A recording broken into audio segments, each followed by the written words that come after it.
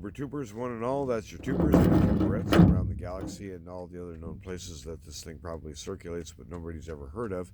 It's another talk, a short talk that is, with an old guy at the park. And this time I'm down here by the Rio again. It's not actually a park here, but a lot of people park their cars, so I guess that counts. Hey, do I look like Obi-Kanan Wobi doing his imitation of Stevie Wonder or what? So anyhow, I was wearing my darkies out here because, well, it's kind of bright, you know. And sun popped out about an hour ago, and I've been really enjoying this morning. I have really no explanation for what's going on here this morning, except I wanted to kind of leave a video record here because, well, I don't know how to describe it, but if you can imagine the world's longest deja vu in which you know all the lines as they are appearing, you can say them, actually you do say them as they come to mind. I don't even know how to describe this. It's been going on at least an hour now.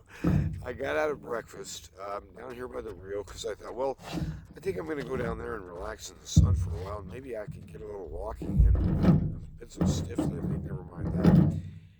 And I got down here and I started listening to Jay Leno interviewing Larry the Cable Guy. Weirdly, in that interview, I knew it word for word as they were saying it, what was coming out of their mouths next. Topically also. I just thought, interesting. So when that video ended, the next choice I think I made this choice. The algorithm suggested, hey, here's a special Larry the Cable Guy, 28 minutes on stage. I sat in my car over there, okay, in half an hour. That was like an hour ago at least, and I knew every joke. All the lines were familiar. I mean, it's like I'd heard it 100 times somehow. I might have seen it once. I don't really remember because I was never a big fan of the Cable Guy or whatever his name is. I mean, I like watching their stuff occasionally. You'd have to be an ignorant bigot not to, but there are people like that, I suppose. Somehow I knew every line, and I knew the way the guy would wrap it up too. And it's just, except I could only say it about a second ahead of, or 2 seconds ahead of what was actually coming in my ears from the thing. It's like walking through the world's longest deja vu, and I blame God. That's the short version. I've been praying a lot today, and I've been praying in a way that makes me wonder somehow if it's sort of like Echoes of Echoes. If you've ever read the Narnia books by Lewis, he describes the reality structure in his. It's kind of a cartoon story in a way, but it's a story for kids, actually, a series of stories that all kind of tie together and have a theme. And it's about a place called Narnia, and you go read them if you want to. You know, I tell you what, I'm an adult. These are written essentially for 4th to 6th graders, I think, or young kids who can read, but don't master super powerful ideas. And he makes it clear, and it's a very entertaining story, and or series thereof. But at any rate, never mind that. He describes the reality of things as like an onion, a series of onion shells that every time you shuck off one, take it away, the remainder is greater than what you began with, and there's another shell that you're already involved with. And it's very similar in some ways. These echoes of echoes, worlds upon worlds, have intertwining and interlinking connections some, but the true link is through Aslan and through his directed routes and how he gets there. He has like secret doorways. You can open a doorway in the middle of the forest or something and walk through, and you'll end up in Paris or something, or in another world. So anyway, that's Lewis for you. Anyway, I'm sitting here thinking to myself, I'd like to make a video today because I've been doing a little bit of research and not really much of it, and there's this stuff I mentioned yesterday, which probably, like the lines in the air which don't exist, is probably very similarly treated by the major media and the talking heads and the so-called authorities, our leaders, who are responsible for the welfare of the people of this nation, They wouldn't know squat about this. Haven't heard of it. Don't know what you're talking about. And if there is anything to it, it's probably a conspiracy of some kind. I'd leave it alone. And then maybe they'll do something like that. I don't know. But at any rate, whatever this crap is that's in the air, and it's not here that I can see, but 27 states, I guess, are under like warning having to do with this so-called fog.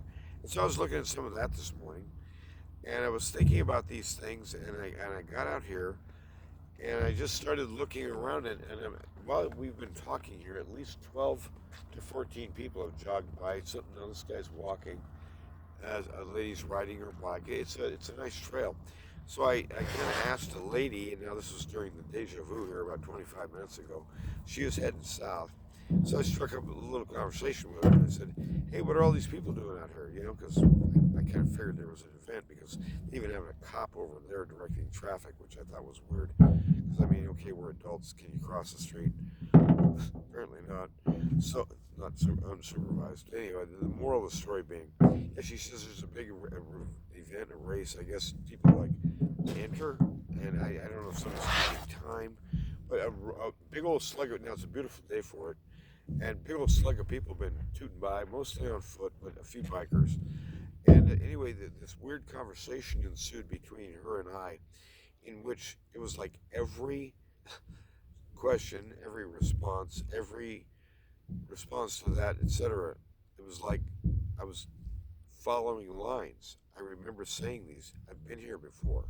I've done this, and I can't really explain it. So you thought of it perhaps as a layered onion kind of reality system that at some level I tapped here, maybe in the past, I guess would make sense historically, and I was, so to speak, here, but in a dream perhaps, and I don't know. But at any rate, here I'm, and this time it's 3D, and it's like the reality. And so my prayers really came alive, and the power of the resurrected Christ, the God who has loved us, he came through loud and clear. It was a beautiful time of prayer, and it still is to some degree, because, well, I'm still kind of praying in my heart, and, you know, even if you're in Britain, you know, they're going to turn that into an illegal pile of, you know, unlawfulness someday. Well, they've already tried. You know, for the intention you had to pray, you know. What do you mean? You're trying to mean people good and bless them. Why, oh, you creep. And so anyway, that's what they're building. But anyway, overseas in UK, in France, in other places, up and down the coast of the U.S., into Nebraska even, Florida, and all kinds of places, is this crap in the air, which oddly enough, when you drive through it, you know, it might be fog if you thought about it, but if you'll sit there with a flashlight at night and shine it into it, it like shows chunks, a little bit like if you had a snowstorm with very, very small particulate snowflakes, except there's no water involved, and these are not snow, and there's no water in the junk at all, but it does obscure your vision. Well, anyway, that crap's getting out there. Turns out there's lung issues involved. You know, you thought 2024 was a weird ass year. 2025, here we are busting into the third day, and it's going, hold my beer. this year is going to be off the scale in terms of bizarre pants junk, because, I mean, Donald J. Trump is now making it quite public, and I really love hearing it, but he's really putting his life in danger. He's talking about essentially going to war against these globalists who you know have to be behind this bullshit in the air. Because they've stated their goal, they've made it quite plain that they only want to kill 7.5 to 8 billion people. I mean, yeah, that's measly, right?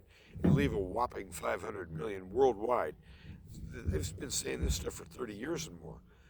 All of a sudden, when we began to realize, when some folks began to realize during the COVID fiasco, that we, you and me, are the carbon that Gates wants to get rid of, and he'll do it any way he can, especially if you happen to be pushing up daisies. Well, you're no longer polluting, are you? You're no longer purchasing and consuming electricity, huh? So the world would be better off without you, except it'd be sort of like about 17 out of 18 people, maybe, something like that. Let's just make it, you know, 18 out of 19 or 19 out of 20, because, you know, population's growing all the time. So one person in 20, let's just do an eyeball figure. One person in 20 that you know, worldwide, globally, gets to live if these traitors and frauds continue. Well, Trump is calling them out, and although he hasn't mentioned anything about this so-called fog, he's putting himself in danger. So again, we need to pray for that cat because he's a one of a kind. There's really nobody like him. There never has been in terms of American politics. You can compare Abraham Lincoln, who, by the way, was hated in his day and mocked by many.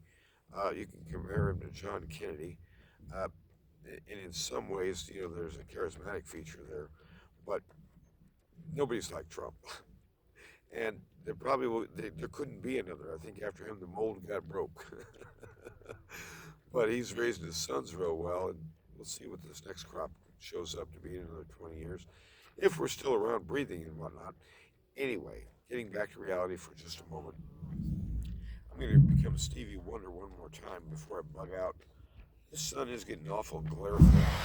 And by the way, all these well, not all, but most of these runners have a little number thing, like you'd get if you entered a race. So I guess when you show up, maybe you turn in your number and they give you your time. I really don't know what this is about, but it looks like, you probably pay $5 or something to go for works out to be probably about probably a 10-mile jog, I'm guessing. It's a good jog. And I guess, you can run any distance you want. It's not like there's cops or something. Hey, buddy, you got to keep going. It's not that. So anyway, moving on now, and maybe coming out of the deja vu something. I just wanted to kind of pass on some old guy health junk that you probably in your better moments should not possibly care about. But anyway, for months now, I've been struggling like crazy in the mornings. Okay, here's the goal: get out of bed. Oh, that wasn't so easy. Then go for a real brief walk, like around the park, maybe around the block. If you can squeeze it in, and I have plenty of time, I could go 2 miles, except I can't make myself go. The motion isn't there. I can't open it up because the stiffness in my legs and my back, and it's just, terrible. But anyway, finally I can usually break through by forcing a relaxation through isometrics, and that does drop my blood pressure, but that, again, that's temporary. It's like yes, you can lower your blood pressure doing this temporarily. Well, when I do that, all that stiffness kind of resides, goes away. See, it doesn't reside, it quits residing. And anyway, that's where I've been for like 6 to 8 weeks now. It's just been miserable. Except that when you get out in the sunshine now, that's worth doing. And so I've been really enjoying this book by Mr. Coe and his Chronic Healing book. And there's a lot to these hands here. Try this. He was doing this one the other day in a video. I'm just changing the subject for a moment. First you feel your hand energy here a little bit. I don't know, magnetic, a little bit like push, maybe a draw. I don't know. Then once you feel that, take your other finger, point it at your other hand, and do this, and see if you feel anything over there. And can you tell whether it's clockwise or counterclockwise? Try with the other hand. When you can do that, and it just takes a minute, you begin to realize we're dealing with something real here. And boy, I love it. It just energizes me and jazzes me up. And I just want to talk about it, make people aware that you can participate. You can stand right in it and give yourself a boost. And with all this crap in the air, we're talking major lung problems and all kinds of, this particulate crap is toxic, okay? If you can avoid it, don't breathe it. Well, what does that mean? Go get you a World War II gas mask, maybe. That might do it. But the damn paper mask, that's just a complete waste of time. It always was. And you can do better stopping viruses with a mask than, if you wanted to stop a mosquito invasion with barbed wire, it would work better. But but the thing is that I was complaining to my doc about this because the Tuesday episode just scared the piss right out of me. I was trying to come home, and I was struggling. My back just never loosened up that day. Some days it just never did, and that was one of them. And it wasn't because I was all cold. It wasn't because I was, laying under a house and all clammy. No, it's just something was slipping bad. And all of a sudden it went into overdrive, and those muscles went into seize, tense mode. I don't mean quit. And they didn't want to quit. They wouldn't quit. So it got so bad that walking from here to my truck, which was about 30 yards at the Walgreens, because I needed some Epsom salts to soak my feet. I think I might have told you this story, and if I have, well, forgive me. But I didn't know whether I could make it to the truck. It was real sketchy. And I just kept pushing and pushing, and it was hurting every step of the way. Well, the next day I sure felt that. But the moral of the story being, I told him that horror story. So now this is like maybe Thursday, we're talking on the phone. He says, well, I'll tell you what, I'll prescribe you with a new deal, and we'll see what happens. Because my blood pressure numbers still won't come down. I can strike about a 158 or 163 on my systolic in the mornings. It just won't go down, but I'm on the meds, and I tell you what, get me off the meds for 3 days, woo, there we go, through the roof again. 193 up on systolic without the meds, so I'm thinking, well, that does something. So I says, let me try one more item, because I mentioned the prostate issue. I believed I had issues with that thing swelling or enlarging and something like that, and causing issues. And he said, well, let's try this. So there's another one now, and it has sort of a dual function. Anyway, never mind. I had that 2 nights in a row so far. Each morning I woke up, where's the stiffness? There's a little bit of it. What do you mean, a little? Can you walk? Yeah. Well, then this is different. My blood pressure dropped 20 points on systolic in 2 days, taking one extra pill each night. And I'm just sitting there. Oh, by the way, he did up the ante on the lisinopril to 40, I guess it's million micrograms or something a day, whatever it is. So that went up. But he said that's not enough because that lisinopril should have been doing more than it was. There's something obstructing it, so to speak, blah, blah, blah, blah. And so here we are. 2 days into this, my numbers are golden. It's like, hey, that's Cruiser Street right there. I just feel so much better now. There's still some stiffness back there. I came down here to walk it off, and of course I'm wearing my wrong shoes. I got these little scuffies at the Tractor Supply last week because I don't like walking around in my bare feet in the house. And I just thought, well, they give me some little, slippers and, the white junk on the inside. Oh, wait, I got these at Penny's. And they're Levi's if you want to know. And the issue was that I was doing this stuff and I was really struggling and all this stuff, and boom, here I am. And then I get going out here, and I've never. Maybe it's over now. I don't know. I can't really tell whether these lines are coming to me beforehand because I'm actually verbalizing them now. So we'll see. But anyway, it was an astonishing episode out here. I sat in the sun. I watched the runners go by. And then I had my little phone here, and I was watching Jay Leno and a couple of other crazy things. All of a sudden, it went, Chunk, you're in. And I remember being here somehow. I don't know. Was it a dream? I don't know. I've had snatches of this sort of thing. Perhaps you have too, of deja vu or whatever you want to call it, where it seems awfully damned familiar. I know it's about to happen. Why do I know this? I've seen this somewhere. Does any of that make sense to you? Well, take that as a working reality for the last hour and a quarter. Never experienced anything like it. And I'm here to say, I want to testify to the living God right in the middle of this, that his power is above all. There is no other God. He is our soul deliverer. He is our only hope in life and death. And he has made himself plain in his scripture word. I try to be faithful to this, but I want to bear testimony today to the power of God as he works in our lives day by day. And I've never had a demonstration like this, but it is a wondrous and good thing. And I stand up and testify, amen, that the Christian word is truth. That the real problem you have as a human, the problem I have, is we're going to face him. And unless we're covered, we've got no hope. None. We have only fire to behold.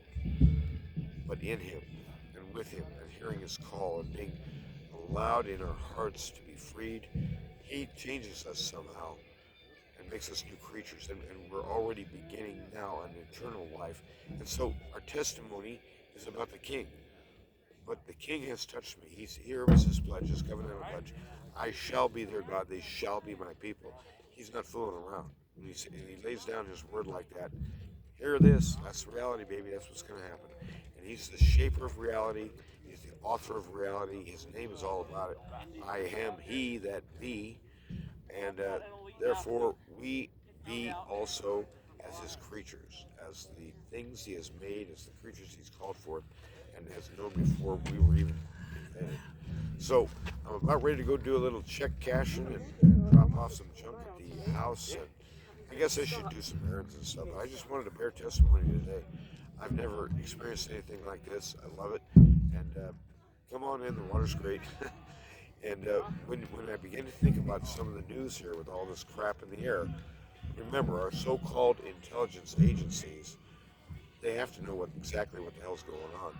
And they've been briefing people, and the White House is saying nothing as usual, or they will lie about it. But you know better.